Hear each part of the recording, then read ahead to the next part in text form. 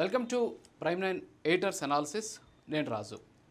నరేంద్ర మోడీ భారతీయులు బంగారం కొనొద్దు, అలాగే వాహనాలకు వాడేటటువంటి పెట్రోల్కి సంబంధించిన వినియోగాన్ని తగ్గించండి, వర్క్ ఫ్రమ్ హోమ్ చేయండి, అలాగే మెట్రోలు అలాగే ప్రజా రవాణా వ్యవస్థని వాడుకోండి అని చెప్పిన వెంటనే చాలామంది బయటకు వచ్చేసి నరేంద్ర మోడీ చేతగాని ప్రధానమంత్రి, పరిపాలన చేతరాక ఈరోజు ప్రజలను ఇబ్బంది పెట్టేటువంటి ప్రయత్నంలో భాగంగా ఆయన ఆంక్షలు విధిస్తున్నాడు అని చెప్పేసి రకరకాలుగా విమర్శలు గుప్పిస్తున్నటువంటి సిచ్యువేషన్. సో భారతదేశంలో ప్రధానమంత్రులుగా ఉన్నటువంటి వాళ్ళు ఇలాంటి పిలుపు ఇవ్వడం ఇప్పుడు కొత్తేమీ కాదు. ఇప్పుడు మోడీ కేవలం ఆయన చెప్పింది ఏంటి? పెట్రోల్ వాడకాన్ని కాస్త తగ్గించండి, పొదుపుగా వాడండి, బంగారాన్ని కొనకుండా ఉంటే భారతదేశంలో ఉన్నటువంటి విదేశీ మారక సంబంధించినటువంటి నిల్వలు ఇతర దేశాలకు వెళ్ళవు కాబట్టి భారతదేశం అభివృద్ధి చెందుతుంది అనేటువంటి ఉద్దేశంతో ఆయన ఈ వ్యాఖ్యలు చేశారు. వాస్తవంగా గతంలో అయితే ఇప్పుడన్నా మోడీ గారు బంగారం కొనొద్దు, పెట్రోల్ని మితంగా వాడండి అని చెప్పారు. కానీ గతంలో ఒక పూట అన్నమే మానేయండి అని చెప్పేసి ఒక ప్రధానమంత్రి దేశ ప్రజలకు పిలుపునిచ్చినటువంటి పరిస్థితి. ఎందుకు ఆ రోజు ఆయన ఇచ్చారంటే, ఆ రోజు దేశవ్యాప్తంగా భారీ ఎత్తున కరువు కటకాలు ఏర్పడ్డాయి. అంతేకాకుండా ఆహార ధాన్యాల కొరత ఏర్పడినటువంటి సందర్భంలో దాంట్లో నుంచి బయటికి రావడం కోసం ప్రపంచ దేశాల ముందు మనం చేతులు చాచుకొని అడుక్కోవాల్సినటువంటి పరిస్థితి లేకుండా ఉండడం కోసం ప్రతి ఒక్కరు కూడా ఆత్మగౌరవం కోసం ప్రతి సోమవారం సాయంత్రం భోజనం చేయొద్దు అని చెప్పేసి అప్పట్లో లాల్ బహదూర్ శాస్త్రి ప్రధానమంత్రిగా ఉన్నటువంటి సందర్భంలో ప్రజలకు ఆయన విజ్ఞప్తి చేశారు. అలాంటి విజ్ఞప్తి ఎందుకు?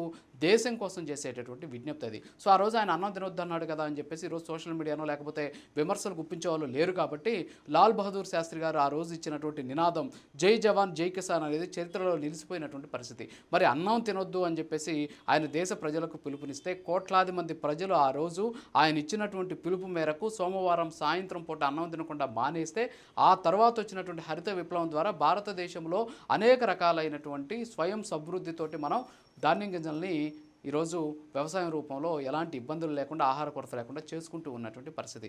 మరి ఆ రోజు ఆయన అన్నం తినొద్దన్నాడు కాబట్టి ఆ రోజు ఇలాంటి సోషల్ మీడియాలో ఇలాంటి కుహాన మేధావులో ఉంటే నిజంగా ఈరోజు లాల్ బహదూర్ గారు శాస్త్రి గారు చెప్పినటువంటి ఈ జై జవాన్ జై కిసాన్ అనేటటువంటి నినాదమే ఉండేటటువంటి పరిస్థితి కాదు. సో ఇదేం కొత్త కాదు. సో అన్నమే తినొద్దని చెప్పినటువంటి ప్రధానమంత్రులు దేశం కోసం వాళ్ళు తీసుకున్నటువంటి నిర్ణయాలు అవి. ఆ రోజు వాళ్ళు అలాంటి పిలుపునివ్వడం వల్ల, ఆ పిలుపుకి ప్రజలు సమర్థించడం వల్ల ఈరోజు భారతదేశం ఇలాంటి పరిస్థితిలో ఉంది. మరి ఈరోజు మోడీ గారు చెప్పారు బంగారాన్ని కొనొద్దు అని చెప్పేసి. సో ఆయన ఫస్ట్ టైం ఏమన్నా చెప్పాడా? సో ఆయన చెప్పడాన్ని బట్టి చాలామంది బయటకు వచ్చేసి మోడీ బంగారాన్ని కొనొద్దు అంటున్నాడు, కొనకుండా ఎలా ఉండాలి, అలాగే పెట్రోల్ వాడొద్దు అంటున్నాడు, ఎలా ఉండాలి అని చెప్పేసి రకరకాలైనటువంటి మాటలు మాట్లాడుతున్నారు.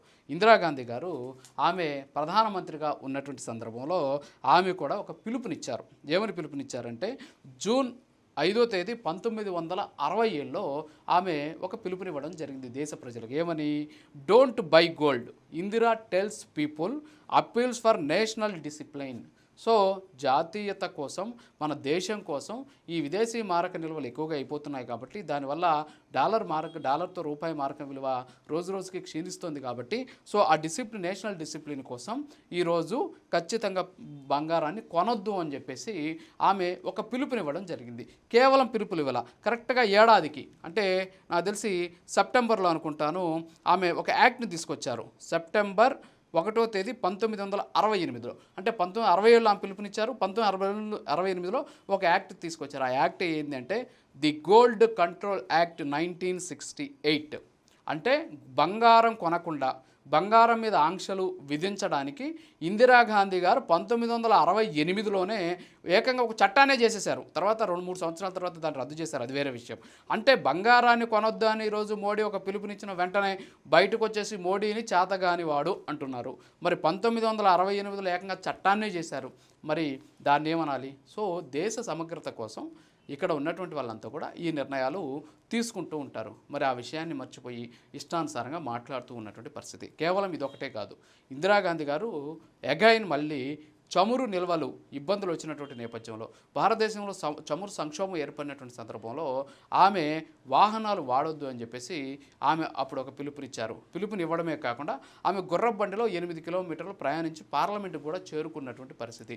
ప్రభుత్వ వాహనాలు వాడేటటువంటి అధికారులు, సిబ్బంది ఎవరైతే ఉంటారో వాళ్ళకి డే బై డే వాహనాలు వాడాలని చెప్పేసి, ప్రైవేటు వాహనాలు వాడాలని చెప్పేసి కొన్ని నిర్ణయాలు అప్పట్లో తీసుకున్నటువంటి పరిస్థితి.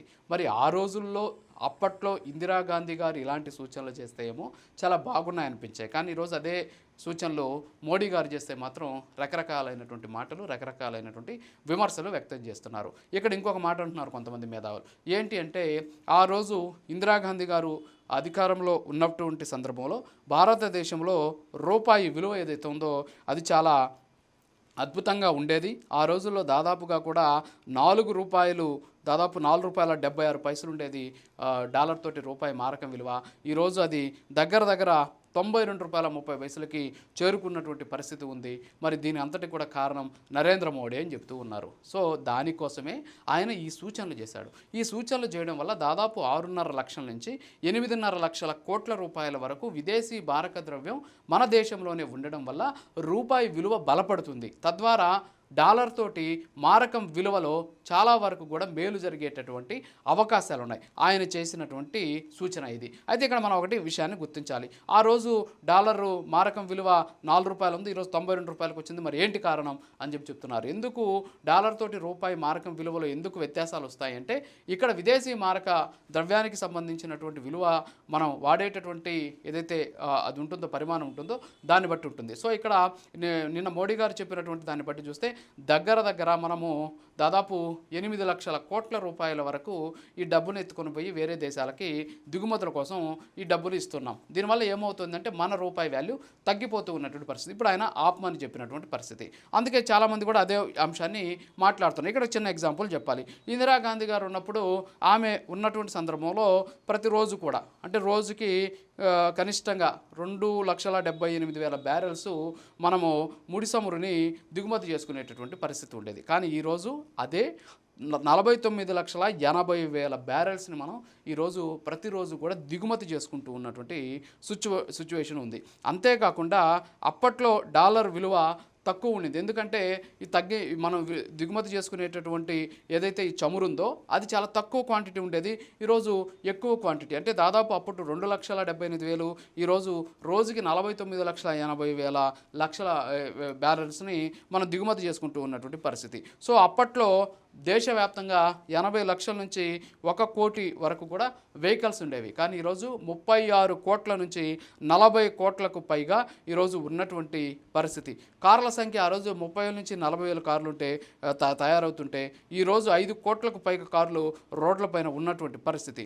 2 వీలర్స్ అప్పట్లో 30 నుంచి 40 లక్షలు ఉంటే ఈరోజు 26 కోట్ల నుంచి 28 కోట్లు ఉన్నటువంటి సిచ్యువేషన్ ఉంది. అప్పట్లో కార్ల అమ్మకాలు 1985లో తొలిసారిగా 1 లక్ష కార్లు అమ్మితే ఇప్పుడు 2026 మార్చి నాటికి ఆ ఆర్థిక సంవత్సరంలో 47 లక్షల కార్లు అమ్ముడయ్యాయి. సో వీటన్నిటికీ ఫ్యూయల్ ఎక్కడి నుంచి వస్తుంది?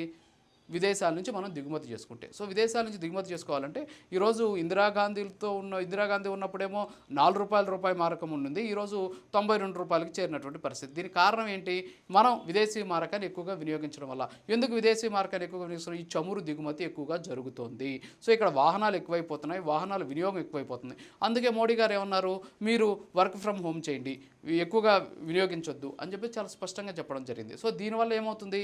రూపాయి మారకం విలువ పెరిగేటటువంటి అవకాశాలు ఉన్నాయి. సో ఇవన్నీ కూడా దృష్టిలో పెట్టుకోకుండా ఇష్టానుసారంగా నరేంద్ర మోడీ ఈరోజు ఏదో దేశానికి అన్యాయం చేసేస్తున్నాడు, లేకపోతే దేశంలో ఉన్నటువంటి ప్రజల్ని నియంత్రించేటువంటి ప్రయత్నం చేస్తున్నాడు అనేటటువంటి ఒక అర్థం వచ్చే విధంగా చెబుతూ ఉన్నటువంటి పరిస్థితి.